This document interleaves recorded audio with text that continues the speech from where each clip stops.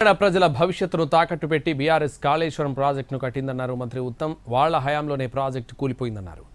NDAC report చూస్తే ఎంత దుర్మార్గం చేశారో అర్థం అవుతోందన్నారు.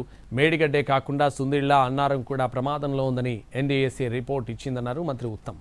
1,00,000 కోట్లు దోపిడీ చేసిన వాళ్లకు ఎలాంటి శిక్ష వేయాలా ప్రజలు ఆలోచించాలన్నారు మంత్రి ఉత్తమ్. తుమ్మడి దగ్గర 100 మీటర్లకు నిర్మాణం చేస్తామని చెప్పినోళ్ళు తుమ్మడి హట్టి దగ్గర తట్టెడు మట్టి కూడా ఎత్తలేదు.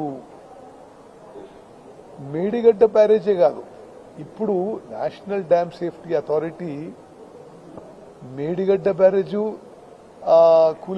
కూలిపోయింది. ఏ విధంగా అయితే మేడిగడ్డ బ్యారేజ్ కూలిపోయిందో అన్నారం సుందిల్ల బ్యారేజ్లు కూడా అటువంటి సాయిల్లోనే కట్టారు. అదే సీకెంట్ ఫైల్ ఫౌండేషన్ ఉపయోగించారు.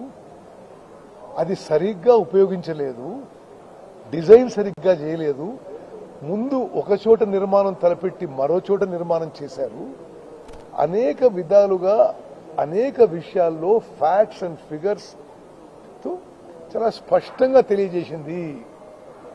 మరి వేరే వేరే దేశాల్లో 1,00,000 కోట్లు వృధా చేస్తే మరి ఏ విధంగా శిక్ష పడేదో మీరందరూ గమనించాలి. అది కూడా తెలంగాణ ప్రజలని, రైతులని తాకట్టు పెట్టి కాస్ట్లీ లోన్స్ తీసుకొచ్చి, అప్పు తీసుకొచ్చి వాళ్ళ హయాంలో డిజైన్ చేసి నిర్మాణం చేసిన ప్రాజెక్టు కూలిపోవడం అంటే ఇది ఎంత పెద్ద విషయమో, ఎంత ద్రోహమో మరి యావత్ తెలంగాణ ప్రజలు, రైతులు గమనించాలని చెప్పి నేను మరోసారి విజ్ఞప్తి చేస్తున్నా. NDAC report